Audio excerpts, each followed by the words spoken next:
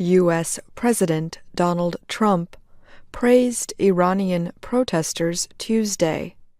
He said Iranians were finally acting against the brutal and corrupt government in Tehran. The demonstrations are the largest seen in Iran since the country's disputed presidential election in 2009. The Associated Press says at least 21 people have died in the unrest.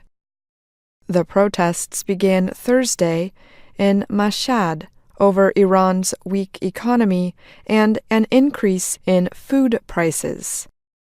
They have since expanded to other cities, with some protesters denouncing the government and Iran's top leader, Ayatollah Ali Khamenei.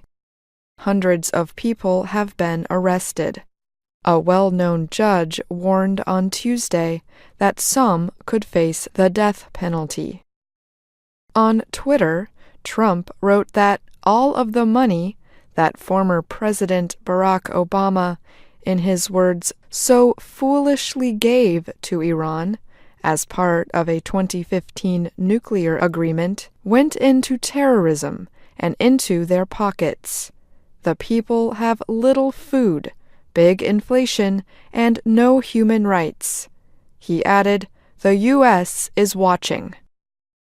After Trump's attack, Iran's foreign ministry said Trump was wasting his time sending useless and insulting tweets regarding other countries. It urged Trump to attend to domestic issues affecting the United States, such as, in its words, daily killings of dozens of people and the existence of millions of homeless and hungry people. Earlier Tuesday, Khamenei made his first public comments since the demonstrations began. In recent days, he said, enemies of Iran used different tools to create troubles for the Islamic Republic.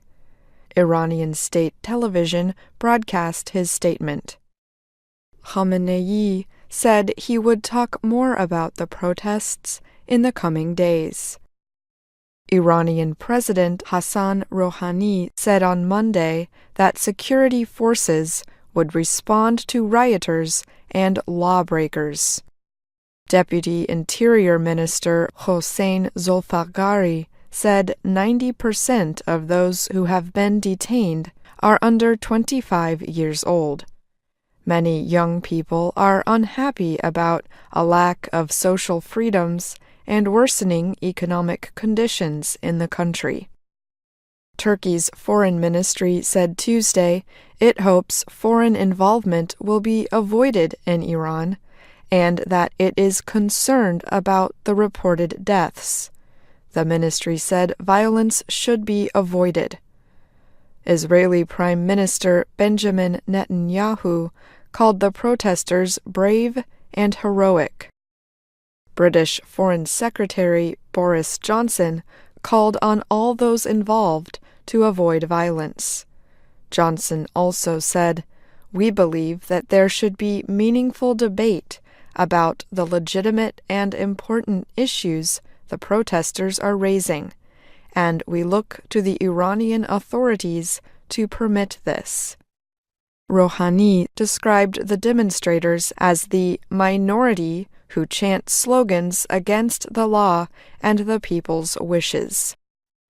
The Iranian president added, "The people are absolutely free in expressing their criticisms and even protests, but criticism is different to violence and destroying public property." Hussein Banai teaches at Indiana University in the United States. He told VOA that many earlier protests in Iran have been led by academics and activists. This time, he says, working classes are leading the demonstrations, and they are doing so in a less organized way. The Trump administration says it is very concerned about Iran blocking its people from communicating through social media in an effort to weaken the protests. A State Department official said Tuesday that the U.S. is urging Iranians to use VPNs, or virtual private networks, to get around the government's restrictions. Iran restricted use of Telegram and Instagram on Sunday. State media said the moves were meant to keep peace. Iranians had been using the apps to communicate about the street demonstrations. I'm Ashley Thompson.